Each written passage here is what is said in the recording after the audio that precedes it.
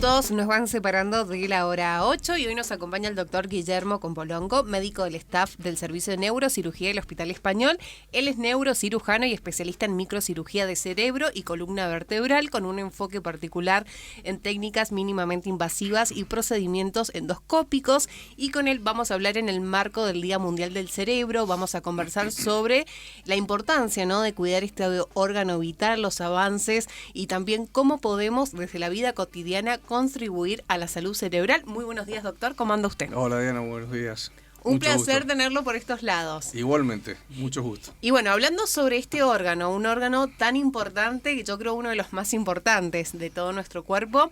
Y doctor, este 22 de julio se celebra el Día Mundial del Cerebro y me gustaría hablar por qué es importante dedicar un día a la salud cerebral. En realidad es muy importante tomar conciencia de que tenemos que cuidar uno de los órganos más importantes, como dijiste, que es el cerebro, porque como bien se dice prácticamente cotidianamente, claro, desde la parte, digamos, desde arriba, siempre se dice desde la cabeza para abajo, es como que tiene que estar todo sano. Tal cual. Bueno, es justamente concientizar a la gente de cómo podemos muchas veces con mínimas acciones prevenir futuras complicaciones y tener una mejor calidad de vida. Bien. Este año el lema es salud cerebral a lo largo de toda la vida. ¿Qué significa concretamente y cómo se traduce en cuidados específicos según la etapa de la vida? Bueno, básicamente, concretamente el Día Mundial del Cerebro se elige el 22 de julio porque concretamente es el día que se funda la Federación Mundial de Neurología. Bien. Y a partir de ahí se tratan de implementar políticas para tratar de justamente lo que hablábamos recién, de concientizar a la gente y a los profesionales que lleguen a la población y la gente que tome conciencia de algunas conductas básicas, ¿no es cierto? Bien. Entre ellas está la alimentación. Hoy, cada año, se le trata de poner un lema que es el objetivo para justamente manifestarse, a ver cómo manejarse. El de este año es, como vos decías, es salud para todas las edades. Para todas las edades se entiende desde la prenatalidad hasta adultos mayores, cuarta edad, ¿no es cierto? Entonces, esto es re importante, porque si estamos hablando de la prenatalidad, estamos hablando de las chicas que tienen en los embarazos, que cada vez hay embarazos precoces, mal controlados, y que después tienen justamente influencia en la natalidad, cómo nace ese chico, con todos los problemas que eso conlleva. Pero a su vez, también en la ancianidad, de algunas conductas que conllevan también a que tengamos, por ejemplo, una muy mala calidad de vida. Entonces, ¿cómo podemos actuar en cada una de las etapas? Se actúa de distintas formas. No es lo mismo, por ejemplo, a la mujer embarazada, que tiene que tener sus controles justamente en cada una de las etapas, de acuerdo a lo que le dice el profesional. Bien. Al adolescente, al niño adolescente, al adulto mayor y justamente tercera y cuarta edad. Bien. ¿Por qué? Pero básicamente desde la actividad deportiva, desde la actividad cognitiva, desde la alimentación. No es lo mismo, por ejemplo, tener o alimentar a un paciente de cuarta edad que un paciente digamos, de niñez, a un niño o a un adulto mayor. Entonces, las carencias muchas veces que uno no se da cuenta porque no toma énfasis o no hace hincapié en esos tópicos, justamente hace que el paciente tenga una mala calidad de vida y repercute como órgano de choque en el cerebro. También. Entonces, a veces hay conductas bastante básicas que uno tiene que adoptar y no tan complejas para mejorar esa calidad, ¿no? Bien. Doctor, cuando hablemos de salud cerebral también pensamos en lo que pueda afectarla, ¿no? ¿Cuáles son por ahí los principales factores de riesgo y cómo se pueden prevenir? Y justamente la palabra prevención es lo más importante, creo, acá dentro de lo que es el ámbito de la medicina, porque primero nos ahorra desde el punto de vista económico muchísimos inconvenientes y por otro lado, obviamente, una vez que el problema ya está instalado, no es lo mismo que uno lo pueda prevenir. Bien. Entonces, hay que apuntar a la prevención. Y en esa prevención, ¿en qué tiene que hacer uno hincapié? La salud mental desde el punto de vista cognitivo, las relaciones sociales son una pata muy importante de la mesa. Bien. Las relaciones sociales que digamos, en la actualidad digamos, es un punto muy conflictivo cuando uno se pone a hablar de las pantallas, porque sería un párrafo aparte, porque si uno se pone a ver, las pantallas han tratado en cierta manera de conectar a millones de personas, pero a su vez aislarlo. A uno nos tienden a aislar. Entonces, justamente es uno de los parámetros que hay que tratar de evitar. Justamente tratar de implementar políticas de relaciones sociales. Bien. Después, la alimentación, hacer un énfasis justamente con... hay un sinnúmero de carencias nutritivas que conllevan a una mala función de nuestro cerebro, entre ellos Bien. Las hipovitaminosis, por ejemplo el complejo B, que después terminan justamente teniendo una incidencia en el mal funcionamiento de la persona. Por otro lado, la actividad deportiva. La actividad deportiva es mens sana in corpore sano. Eso es algo que de cuántos años venimos con ese legado, y realmente hay que incorporar la actividad deportiva. Hablan de 30 minutos, 3 veces, 4 veces por semana, creo que hay que hacerlo diariamente. Y por otro lado, es muy importante también el ir incorporando, en la medida que pase el tiempo, actividades nuevas que tienden a despertar a esas neuronas que están en cierta manera dormidas. Entonces, cuando uno hace rutinariamente actividades, salen casi automáticamente. Pasa cuando uno maneja. Claro. Cuando a mí me pasa a veces que yo voy a tal lugar y cuando quiero acordar he hecho el recorrido para irme a un punto especial, por ejemplo el trabajo, y digo, no, pará, si no vengo para acá, tengo que ir para otro lado. Pasan muchas ocasiones. Exactamente. Entonces, por ejemplo, una de las maneras de desarrollar esa salud mental en la tercera y cuarta edad es justamente tratar de ir incorporando desde joven políticas o conductas nuevas, por ejemplo, aprendizajes nuevos, ya sea idiomas, instrumentos musicales, baile, pintura, lectura, tratar de interactuar. La interacción social es fundamental. Ese es un punto importante. Después hay factores de riesgos médicos que necesitamos que el clínico nos diga o nos esté controlando para que esos parámetros estén dentro de los valores normales. Por ejemplo, de nuestra presión arterial, colesterol, triglicéridos, glucemia, el consumo de alcohol, el consumo de tabaco, de algunas sustancias nocivas. Bueno, son todas cosas que obviamente van en deleterio de nuestra salud, ¿no? Bien. Algo que me llama mucho la atención, que por ahí lo veo en muchos conocidos, cuando llegan a cierta edad hacen muchas actividades de sopa de letra, los famosos crucigramas. Exacto. ¿Eso funciona, doctor? Eso funciona. Sí, eso funciona y funciona en cierta manera tratar. Por eso es importante, como te decía recién, tratar de despertar a esas neuronas que las tenemos. En realidad actualmente se habla mucho de redes neuronales. Entonces las redes neuronales hay que despertarlas o hay que activarlas, hay que encenderlas a partir de estímulos nuevos. Entonces no importa si yo no sé, por ejemplo, tocar un instrumento. Justamente esa es la importancia de desarrollar esa habilidad. ¿Para qué? Para tratar de volver o hacer una red nueva, lo cual va a implicar que justamente mi red neuronal sea más amplia. Si no, tiende automáticamente, y hasta por un tema de vejez, tiende a achicarse, ¿no? Bien. En el caso de los más chicos, los hábitos que se adquieren hoy pueden marcar el futuro. ¿Cómo podemos fomentar en niños y adolescentes hábitos que protejan su salud cerebral? En realidad tenemos que empezar por los padres, lo cual es difícil. Son políticas que hay que actuar desde el punto de vista de educación y en forma muy firme con respecto. No es que uno esté en contra de la tecnología, ni mucho menos. La tecnología es algo que ha venido a marcarnos es una revolución actualmente. Pero en exceso es malo. En exceso es malo, y en ciertas etapas de la vida debería ser limitada, como te implican. Por ejemplo, hay sociedades, inclusive la OMS, la Organización Mundial de la Salud, habla de que, por ejemplo, los niños menores de 2 años deberían no tener contacto con pantallas. Y, por ejemplo, tener un contacto con pantallas quizá de los 3, 4 años en adelante. Entonces, y muy controlado por los padres. Actualmente es muy común ver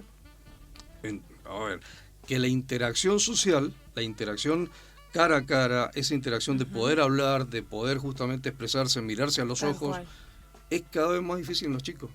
Entonces, ahí vienen después muchas veces conductas de que tenemos chicos introvertidos, con procesos de depresión, con aislamiento y con conductas que realmente podrían estar creo en cierta manera prevenidas si uno justamente actuara de otra forma. Bien, y cada vez vemos que, por ejemplo, un teléfono celular ya desde temprana edad ya se le da como el chupete electrónico, porque por ahí le digo yo, y no sabemos el daño que le están haciendo las pantallas de tan chico a los más niños. Exactamente, tal cual. Eso yo creo que debería ser, en realidad debería haber como un complemento a sumar la tecnología a algunas conductas antiguas. Uno lo ve ahora mucho en la sala de espera de los médicos. Sí.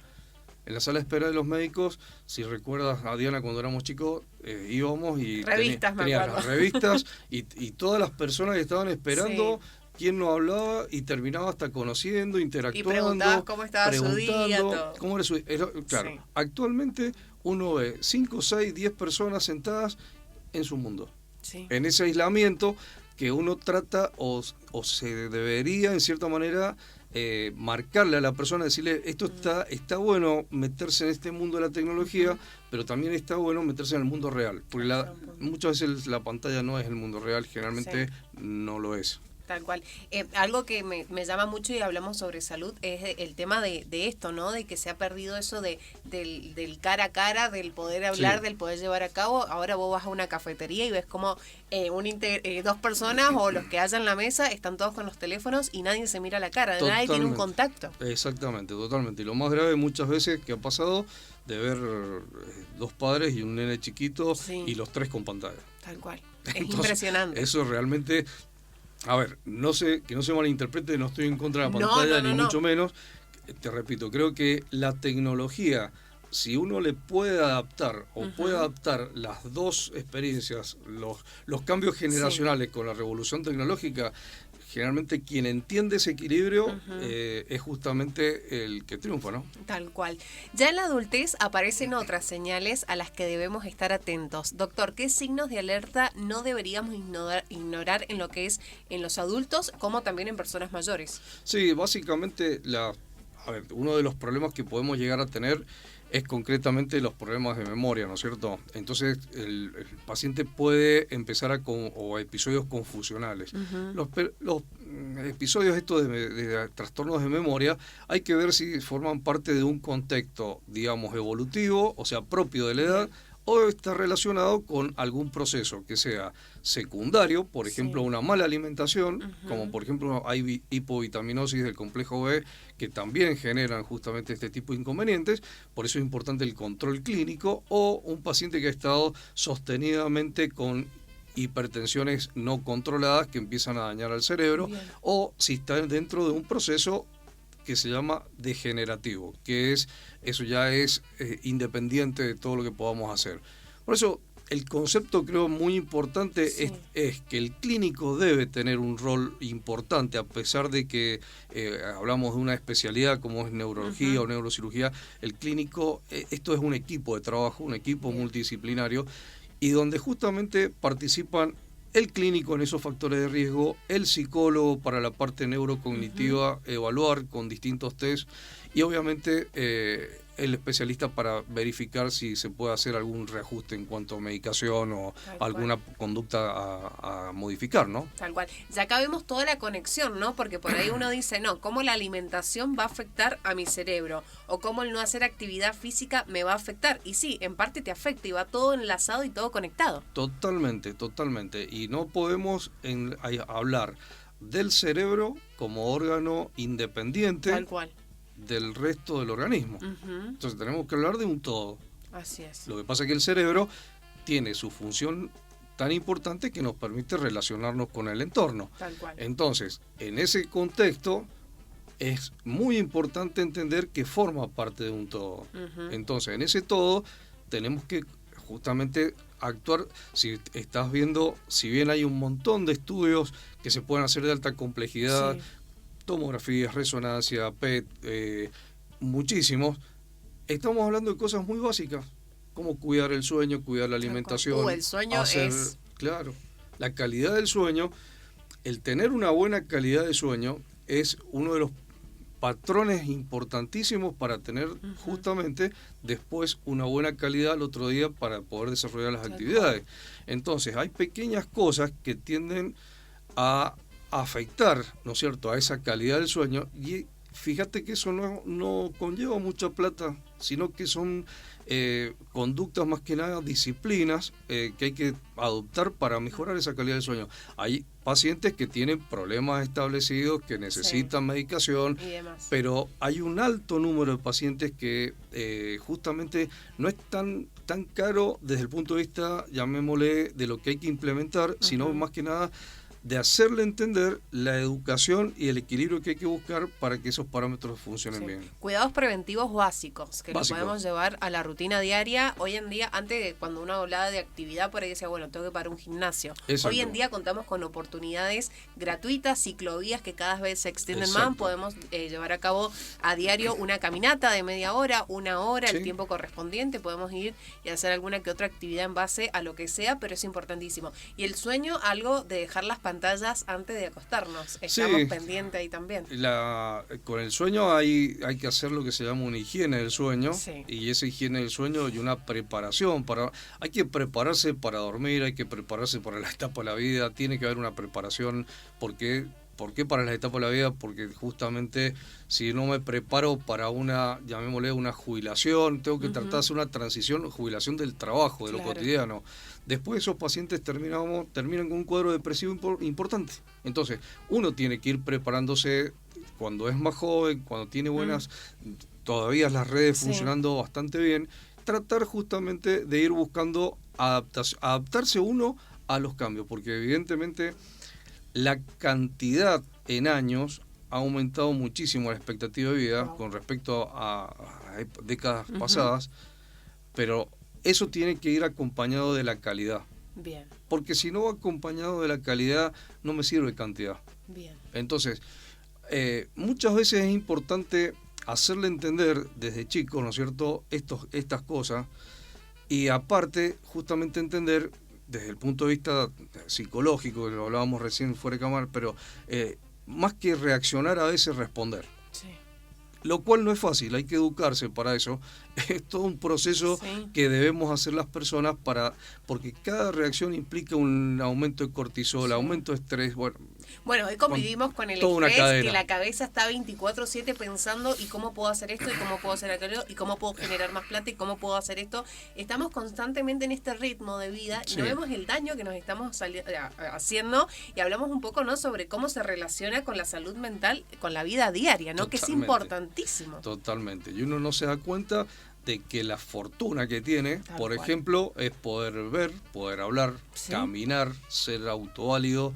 En medicina, gracias a la medicina, uno aprende muchas veces a valorar cosas que uno las tiene a diario y no le termina de dar el valor pertinente. Entonces, realmente a veces hay que parar un poquito, poner un freno y mirar y saber reconocer dónde estamos parados. Sí, hablábamos un poco recién de los incidentes que hay. Es que la gente está constantemente acelerada, ¿no? Del todo ya, que vamos, que hacemos, y la cabeza está 24/7. Y ese es un problema, el de la inmediatez, que se ve mucho en la gente de la generación nueva, favorecido porque justamente antes, en la época mía teníamos que ir a estudiar un tema, teníamos que ir a la biblioteca, pedir un libro, a lo mejor habían 2 o 3 libros en la biblioteca para todos los estudiantes, entonces teníamos que enfocarnos y apurarnos y hacer un resumen para poder devolver el libro. Hoy, actualmente, cualquier persona está al lado, no entendió un término, entra a Google, ahí nomás ya sabe, y no es tan así. No es tan así. Yo creo que eso debe ser más tamizado, en el sentido de que hay que filtrar un poco la información, hay que tener un sustento para poder seleccionarla, y me parece que va por ahí la cosa. Tal cual, estamos a un clip de todo ahora, es como que estamos ahí.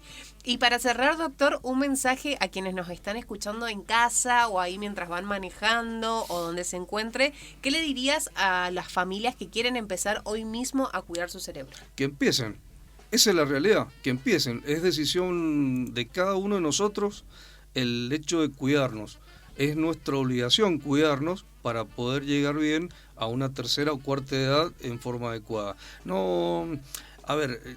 Nosotros somos dueños de nuestro cuerpo y realmente no es tan caro desde el punto de vista económico, y sí, muchas veces conlleva tener un cierto sacrificio Sí. para lograr un cierto equilibrio, Ujú. ¿no es cierto? Pero quien quiera empezar, que empiece y que empecemos a valorarnos y a mirarnos, a mirar cosas simples, Tal que cual. no son tan simples, como por Así. ejemplo lo que hablábamos recién, de tener la capacidad de ser autoválido. Bien. Eso, un simple amanecer, escuchar más la naturaleza, compartir el estrés diario del trabajo, que eso lo vamos a tener, es nuestra forma de vida, pero eso tiene que estar complementado Así con es. el resto. Tal cual. Así que bueno, doctor, ha sido un placer recibirlo en primera mañana. Que tenga una excelente Muchas jornada. gracias, Diana, igualmente. Así pasaba esta charla junto al doctor Guillermo, médico del staff de médicos de neurocirugía del Hospital Español. Él es neurocirujano y especialista en microcirugía de cerebro y columna vertebral, con un enfoque particular en técnicas mínimamente invasivas y procedimientos endoscópicos. Hacemos pausa. Así pasaba esta charla junto a la fecha de hoy, 22 de julio, Día Mundial del Cerebro.